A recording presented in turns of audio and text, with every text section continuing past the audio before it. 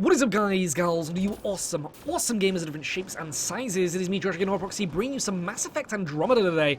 Oh my goodness, I have been having such an issue saying Andromeda. Mass Effect Andromeda. I keep saying it. I never had this issue with that television series, you know, the one with the Hercules guy in it.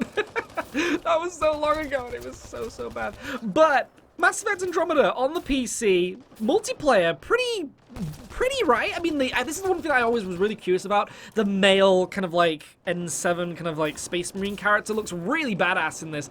Maybe even kind of like on that level of even competing against like a Spartan from Halo. I think the body armor looks so good. Love to know your opinion though in the comments section below. Don't forget to drop a like as well if you enjoyed this video, and why not subscribe for more Mass Effect gameplay in the future along with Titanfall and everything like that. I really want to get back into videos. As you know, I was in New Zealand, come back now, trying to get back into the funk of things.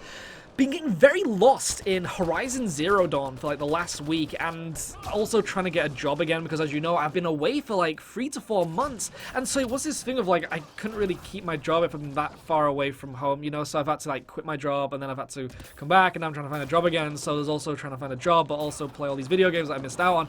I mean, I got The Last Guardian, I got Darksiders War Master Edition, as you know, I've got all those games I showed you. I even got Nier Automata, and you know, including Horizon Zero Dawn, which is massive open world game, and I've just not had the time to play any of them, and so I'm really sinking my teeth into Horizon at the moment, and it's really good. But we're here to talk about Mass Effect Andromeda, and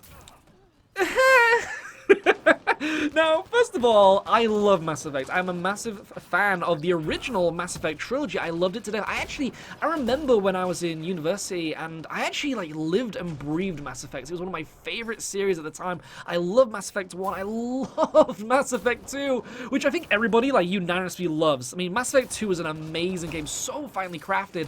And then Mass Effect 3 happened. It was all right, you know. It was an acceptable end to the trilogy, I guess. There was some answers that we all obviously wanted from the ending, you know. It wasn't what we hoped would like pan out. It kind of ended up being a little bit like Deus Ex, as we all know with like Deus Ex.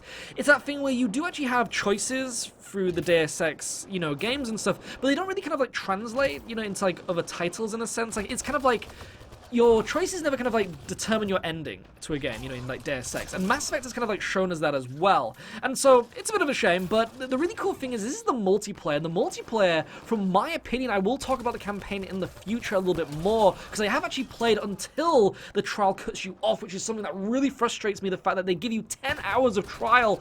But unlike the Battlefield 1 trial, where you can just play as much of the campaign to your heart's content, they actually take you to a certain door and then lock you off and say, thanks for playing, why not just wander around the desert for a little bit, you know, for your last 5 hours or so, or just play the multiplayer. So I've been playing the multiplayer. The multiplayer is really good, having a massive fun time with it. Something that I've ended up noticing though, kind of like with the Mass Effect 3 multiplayer, is that the more you play it, the more kind of redundant it feels. I don't know if anyone else actually feels this from actually playing the EA Access kind of version as well. I mean, if anyone's actually been playing on like, say, Xbox One or even the PC version, as you can see here, I mean, I would love to know your opinion of it. I mean, it's this thing where the reason why they had MP in Mass Effect 3 was that whole thing where it kind of like contributed towards the story as well, where if you really wanted that amazing kind of ending, well, I wouldn't really say amazing, but if you wanted like the ending you really wanted, you wanted to save mankind and the galaxy, the Milky Way, all that kind of, I mean, I really would have liked to have saved a Milky Way chocolate bar. That would have actually probably tasted way better than the end. I'm getting on to the ending again of Mass Effect trilogy, let's not talk about. But it was that thing where the MP in Mass Effect 3 actually kind of had a purpose. It was all about kind of like, you played it and you actually got kind of like resources that went towards the single player. Now, how this actually kind of works out in Mass Effect Andromeda, I'm not too sure. Now, from what I assume and what I understand, they kind of do it a little bit like, say, Assassin's Creed Brotherhood. I don't know if anyone's actually played Assassin's Creed Brotherhood. In Assassin's Creed Brotherhood, what you could do, and I think this is the game they introduced it into, right? I believe so, where you basically take over the Assassin's Order in a sense. You become like one of their leaders, and then you could actually do this thing where you could send like groups of assassins that you could never see, that you've never met. They're just random numerical numbers of assassins in a group that you started out like level 1, and then the more missions they did based on percentage chance of completing those missions, they would level up and be more successful, more skilled, and then they would kind of like get you cash or some form of crafting item, I believe, from so many years ago. And what they've ended up doing is, this is kind of like how Mass Effect Andromeda's kind of thing works, is that you don't really get anything that really contributes to the story from what I've seen. It's all to do with just kind of like crafting and weapons and getting more resources, which will help you buy more weapons to play the game, because there is actually a mega crafting system in Mass Effect Andromeda which was quite interesting because obviously in the original games it was kind of like you just bought the guns, which is a really cool thing. That was one thing I really liked about the original Mass Effects, was that you kind of went to a gun store and you bought guns. You know, that was really, really badass. It wasn't kind of like you must make all these guns, because even though you're this dude who has probably all these awesome arsenals of weapons on his spaceship, you know, you kind of have to go like get more, you know, because of the different races and stuff. But in this, you kind of have your standard weapons, which makes sense because obviously the Andromeda is kind of like stuck in the middle of the space and they won't have all those kind of things, but you have to try and build them all again. And so it makes sense in a way, but it doesn't really kind of affect the story. And so it's this thing where once you get to a point of actually getting the weapons that you want, you don't really want to play any more of it. So one of the things I ended up doing was I ended up getting like my kind of like upgraded level Matok assault rifle. We all know the Matok from Mass Effect 2 and Mass Effect 3, and once I got that to a really high level in this single player, I was kind of like, well, I don't really want the other alien weapons. They don't really look that cool. They don't look that appealing to my character. It doesn't really kind of like speak out to the personality of my character. I really like the kind of like military-centric kind of weapons in the kind of like Mass Effect universe and stuff when it comes to the human things. And so it was this thing of like, I don't really want to get the other stuff. And so now it's kind of like, well, I'm playing the multiplayer just to level up these characters. So what else is there, you know? And again, it's this thing where basically what you're doing is you're sending these strike teams out to do these little messages, like messages. They are kind of like messages in a sense, like a message mission. But it's like you do these little message missions which have like a unusual determined chance of success. You know, so if it's like level 1 for your little strike team, it'll say that they have like a 10% chance or something like that, right? Or say there'll be like another one where when they get to like level 4, you do like a level kind of like mission like you were just talking about, and it's kind of like, but now they'll have like a 90% chance of completing it, you know, because they're such higher level, it means they've got a higher success rate. But at the same time as that, it's one of those things where if they actually fail that mission, they could actually die, and you actually lose that team and you have to start from scratch again. And Mass Effect Andromeda does that. And so there is kind of like a little bit of a Tamagotchi kind of like Pokemon thing going on, very mobile app, which is, you know, what we're kind of used to in this day and age of video games, I guess. We've seen this with like a lot of other kind of videos, again, with like Assassin's Creed introduced it with this whole sending little AI groups of, you know, numerical assassins out based on percentage chance, then you might actually get something out of completing those missions. And the really cool thing though is that Andromeda actually allows you to actually do those missions in multiplayer. So even though you could actually send a strike team out, you can actually play as the strike team with your own customizable character and everything like that. And that's kind of cool. I kind of appreciate that, and it's as you can see, it's kind of fun. I mean, it gets really, really epic. This is just like a bronze level, kind of like level, you know, because you have the different rating kind of system thing, again, like in Mass Effect 3, where it was kind of like you had a bronze, silver, gold, and I think there was like a platinum as well for the difficulties. And so obviously if you're like level 1 to, I think it's up to 10, then you play bronze. I think this character I'm playing as right now is level 5, and then if you get to say like level 10, you'd go into the silver difficulty match and stuff like that. And obviously there'll be like different more missions and things, and it's kind of interesting. It's quite, you know, exciting to think of the potential of where this can actually go. I mean, at the moment there's only like a few maps, which is kind of depressing. I feel like it's because they're only trying to do the core worlds of Mass Effect Andromeda. From what I've heard, there's only going to be about 5 or 6 actual landable planets, because the open world hubs that are actually in these worlds are actually quite big. I mean, from what I played of the first desert planet, it's just the only planet you can go on. They seem quite huge. So from what I've seen, they're kind of like limiting the map levels to like 1 per planet. But with that, they could obviously kind of like make sections of levels, which I think another game did. There was another game recently that actually did that, where it's kind of like, because the maps were so big, was it Destiny? I think Destiny did it, where Destiny kind of like, it gave you a level, but it kind of like made different sections of it, or was it Evolve?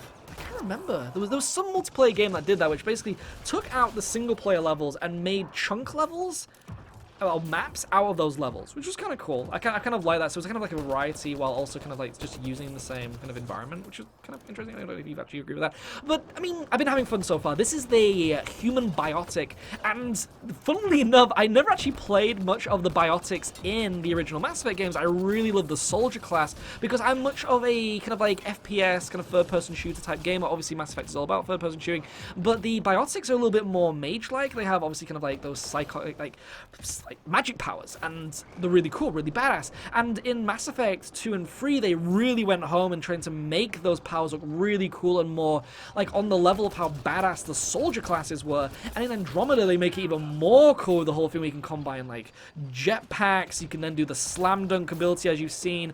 Like this, the whole thing about dashing with the jetpack is really, really cool. It kind of reminds me a little bit of Call of Duty Advanced Warfare, which was the one where you had like the little, what they call those, like, super suit kind of things. I can't remember what they were called, rigs or something like that. But it's kind of like reminds me of that a little bit, where you can like dash left and right, which is really, really useful, and boost up. And there's a lot of more platforming in Mass Effect Andromeda, which is quite cool in the single player. And you actually do that a little bit in the multiplayer, where you can actually climb on buildings, take advantage points and stuff like that, and then try and help your team through doing different kind of like vertical kind of like versions of gameplay, which is kind of nice. It's not all just horizontal. You can actually climb onto obstacles and actually help your team by like hiding on roofs and stuff like that, which I've seen on one map, which I will show you in the future by playing as a Solarian. And this is something that was really, really cool too. As we already know, with the original kind of like Mass Effect multiplayer, you could play as different races, and so it wasn't just humans. You could actually play as the Turians, you could play as the Solarians, you could play as, you know, basically pretty much all the races, which was really, really badass. And they've tried to do that in this. It seems a little bit limited at the moment. There's only kind of like a few to select from. Maybe it's kind of limited to the trial. I'm not too sure, because I believe actually supposed to be giving us all the content in the trial. Again, they do lock you off in the single player, but the multiplayer, hopefully, it's actually everything. But maybe they'll bring out some more potentially as well, like more races and such, because you do have the Turians, you do have... This is the thing, you don't have Quarians. This is kind of like a bit random, because a lot of people really like the Quarians. They're the ones kind of like Talion stuff, the gas masks. They're not in Andromeda, which is really weird. Maybe they kind of like done it because they wanted to replace it with another race, but the Quarians are like really kind of like, you know, part of the family of Mass Effect when it came to the core races, because of Tali, and because she was such a fantastic character, and because the Quarians were so kind of like unique in the kind of thing of being kind of like space hobos, but they were also like really prejudiced and kind of like too like, or you say they had too much pride. They were too proud of themselves, even though they were kind of like, you know, they were like, oh, I don't need help and stuff, even though we're just literally drifting in space and there's barely any of us left because we made this giant homicidal race called the Geth. But they're kind of like not in the game, which is kind of a shame actually, because obviously it's supposed to be about Andromeda, which is these kind of like unusual kind of like, I don't know what you class them as, kind of like colony spaceships that are sending those races out to find new worlds. And the fact that the Quarians are part of that, maybe because they don't actually have the technology that the other races had to actually make that work, it just seems weird that the multiplayer doesn't have Quarians, because the Quarians are really, really good. They were a really fun race to play as in the multiplayer in Mass Effect 3. You do actually have the Asari as well, and, you know, obviously you have the, what are the other guys called? Having a massive blank moment here. You have all the other races apart from the Quarians, which is just really weird. So, at the moment, really enjoying it. Hopefully they'll bring out some more races in the future, because I remember they brought out those little kind of like chubby gas mask dwarf characters like in the future of Mass Effect 3 from what I remember. And so maybe they will bring Quarians out in the future. I'm not too sure. There will be that thing where there'll be such a high demand from the community and the fan base for more multiplayer characters, so I can actually see that happening. But from what you can see, it's literally just wave-based multiplayer, and then you kind of like do different game modes like capture a position, hold down a position, get eaten by giant frogfish, which look like they've come out with some kind of like Hearthstone game. But yeah, I've been having fun. It's been kind of cool. I won't talk about the single player. The single player is a completely different story, but the multiplayer, I mean, it's a nice little distraction. It's not like immense fun time multiplayer like you would say with like Battlefield 1 or anything like that. It is very, very small in scale, as you can probably notice. The maps are very donut-y in that they kind of like just look like a circle. And then, you know, you just fight waves upon waves of enemies, and there are actually not much variety of enemies either. There's like the standard troops, there are shielded versions of the troops. You also have that super Omega kind of like Goliath mech kind of like enemy as well, which each kind of race has too. And then you have like the weird little robot like, not, you have like the robot ones, but then you also have those little frogfish that kind of like grab you and stun you and stuff too. So there's a nice variety, I guess, not too much, but it seems like each race kind of has like their own version of each kind of like, you know, enemy type, which is a bit of a shame. So it's not like they don't all seem very, very unique. And it's kind of with that worry of, I guess it kind of goes into the single player of where could this actually go. I hope, I really, really, really hope that there's actually more to this game than just what you see here. I have been playing the multiplayer quite a bit though, because obviously, as mentioned, the EA trial actually does lock you out after you get to a certain point in the single player, so you can only play the multiplayer. And the multiplayer is also very kind of like microtransaction focused as well, so one thing it tries to make you do is buy the whole loot chest thing, which the original Mass Effect 3 did as well. And so with that, it's that thing where you can obviously level up, you can actually gain in-game funds to buy chests, which will actually give you more better weapons and more kind of like in-game equipment, like say medkits and stuff like that. You can't actually get medkits in this game unless you buy those little in-game chest thingy loot boxes. And the other way of doing it is actually by using real-world money, which is I don't know, like in this, I thought we were kind of like going back on ourselves a little bit and going back to the really kind of like respectable multiplayer where it wasn't all about that. There was a few games that actually kind of went back into that thing of like being just play the game and you will get kind of like the loot boxes by just playing the game. It wasn't about putting your credit card details in and potentially giving in to the succulent possibility of a gold chest. You know, it wasn't that kind of thing ever again. And it seems that Mass Effect is trying to like follow that kind of tradition that we've been really, really hating. But Biotics, as you can see, really cool ability. You have the ability to kind of like shoot this shockwave Hadouken, which is really badass. You have a ground punch, which is quite cool, like a shockwavey kind of, instead of doing like the jetpack and slamming down, you actually have one where you kind of like shoot it all around you, which is quite badass too. And then finally you have the charge ability, which I don't think I actually use at the end of here, but still some really, really cool stuff. And I'd love to know your opinion in the comments section below. I will talk more about it in the future. There's just so much to take in and so much to talk about, and so this is kind of just like a quick me just blathering on about the multiplayer, and that it's kind of fun, and maybe you'll like it too. Let me know if you actually like the original Mass Effect 3 multiplayer. I'd actually love to know your opinion on that. But complete the mission. That was cool, right? There's actually loads of internet issues with this game, but I will show you that in the future too. But anyways, it's been me, Josh, again, Proxy, bringing you some Mass Effect Andromeda on the PC via the EA Access trial, and I will see you all next time. Ciao for now.